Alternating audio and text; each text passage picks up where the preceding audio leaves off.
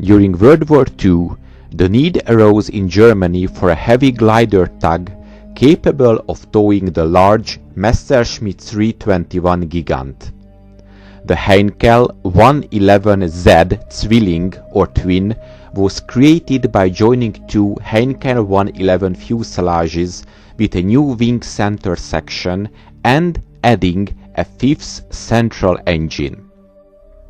Although liked by its pilots when it first flew in 1941, even the 111Z could not tow a fully laden Gigant. A batch of 10 were produced and 5 were built from existing planes. The operational history of this aircraft was minimal. 2 were shot down and the rest were destroyed on the ground in 1944. A few variants were developed for other roles such as long-range reconnaissance, but none entered service. During the war, need also arose for a long-range escort fighter. Joining two examples of an existing light fighter aircraft was one way to create such a plane. The Messerschmitt Development Department received a directive in 1942 to begin work on the new heavy fighter. It was decided to couple two 109 fuselages together along with a new center wing and tailplane section to come up with the Me 109Z Zwilling or Twin. A single pilot sat in the port cockpit and the starboard cockpit was fared over. The 109Z was to use around 90% of pre-existing 109 parts, with only the new main wing and tailplane, modified landing gear mountings, slightly larger wheels, extra fuel tanks in place of the starboard cockpit, and a few other components needed to complete the aircraft. The prototype was completed in early 1943, but it was damaged in an Allied air attack on the Messerschmitt Test Center, and the damage was deemed too severe for repair. Further development was abandoned in 1944. It is very interesting to note that the North American Aircraft Company followed the same design independently to produce the P-82 Twin Mustang, which was two P-51 fuselages joined in a similar manner as the 109Z. Initially intended as a very long-range escort fighter, the aircraft was designed to escort the B-29 Superfortress bombers on missions exceeding 3,200 kilometers to Tokyo. Missions beyond the range of the Lockheed P-38 Lightning and the conventional Mustangs. The North American design team incorporated two P-51H Mustang fuselages lengthened by the addition of a fuselage plug located behind the cockpit where additional fuel tanks and equipment could be installed.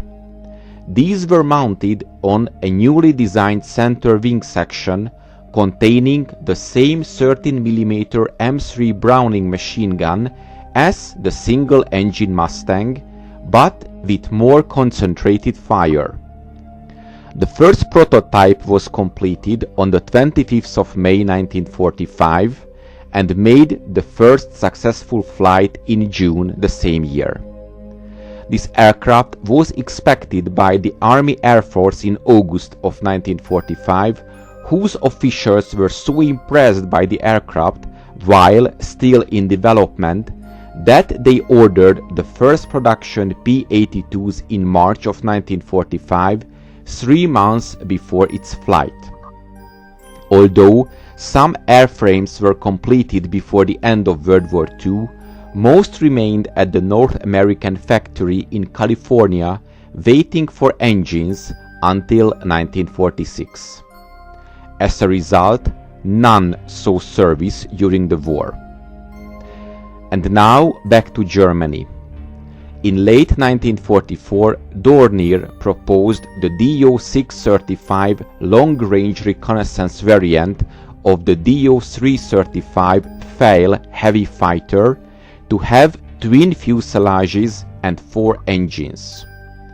The outer wing panels were tapered back, and 2 1,200-liter drop tanks could be carried beneath the wings to increase the range. The port fuselage bay carried the 2 cameras, and the starboard bay contained 5 60-kilogram marker bombs. The crew of 3 was envisioned, although this could be stretched to 4 eventually. The pilot and radio operator sat in the port fuselage, and a second pilot sat in the starboard fuselage. The 4th crew member was the navigator, who was also sit in the starboard fuselage. No armament was included due to the fact that this was a long-range reconnaissance aircraft, and thus all weight was reserved for fuel and speed. Near the end of 1944, the German government approached the Japanese government about certain aircraft designs, and the 635 was among them. Although they were impressed with the aircraft's capabilities and were interested in the project, nothing came of the meeting. By early 1945, wind tunnel models had been tested and cockpit mock-ups had been constructed, but by early February, due to the dramatic war situation, all further work was stopped.